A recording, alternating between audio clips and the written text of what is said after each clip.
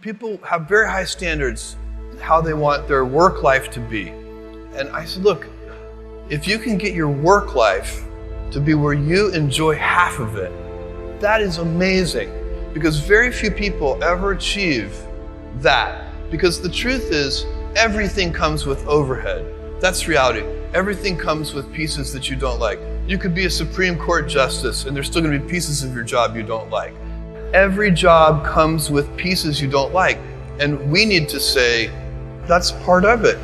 You have to figure out how to set up your life in such a way that you can minimize the things. And I find people don't dislike hard work.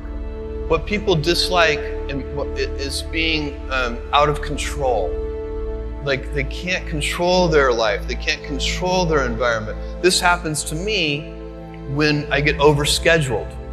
I hate being overscheduled. I want some time to be able to think and free myself.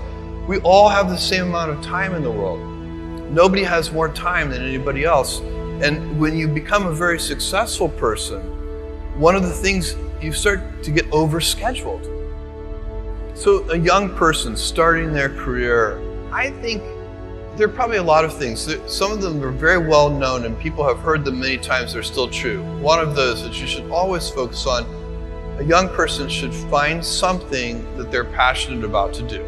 And that's not going to surprise anyone. It's a clear thing to do. It's very hard. If you don't love your work, you're never going to be great at it.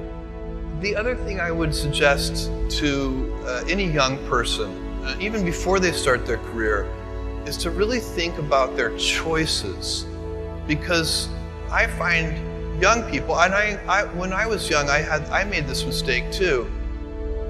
You can get very fixed on your gifts. So everybody has gifts. You know, you have gifts and you have things that you didn't get gifted. Maybe you're extremely beautiful, maybe you're extremely good at mathematics, there are a lot of things that you can be given.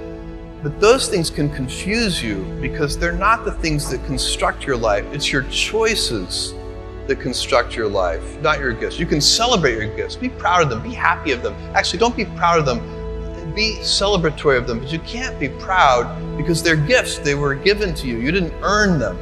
You can only be proud of the things you earn. And so, as I got older, I started to realize I wasn't proud of my gifts. I was always good at school. School was always easy for me. And I was always proud that I was a great student. I got A's in all my classes. I was good at math, all of that. And I thought that's who I was. But it's not true. Those are the things that are gifts. What was hard for me is deciding to work hard, deciding to use my gifts in certain ways, to challenge myself, to do things that I didn't think I could do, to put myself in uncomfortable situations. We all I would say to a young person, you can choose a life of ease and comfort, or you can choose a life of service and adventure. Which one of those, when you're 90 years old, are you going to be more proud of?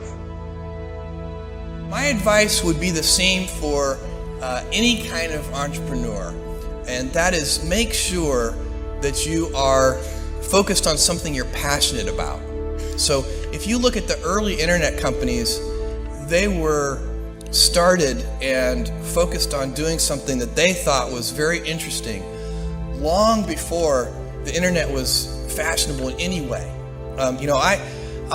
We are currently an underdog once again. We've been in business for 6 years, and there was exactly 1 year where we were not the underdog, and that was 1999. I like the underdog years because it makes, I liked it when all the people we hired, their parents told them they were crazy.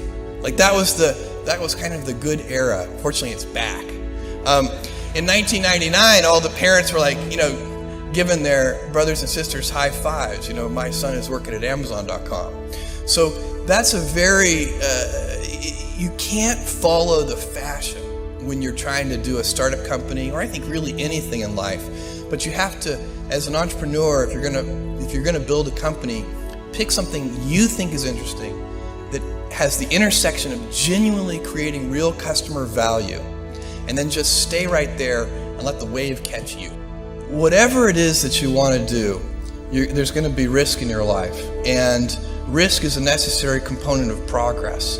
You can make any pioneering movements in the world of any kind, whether they be the geographical, physical exploration that I've just been talking about, or whether it be a more cerebral exploration of a scientific field.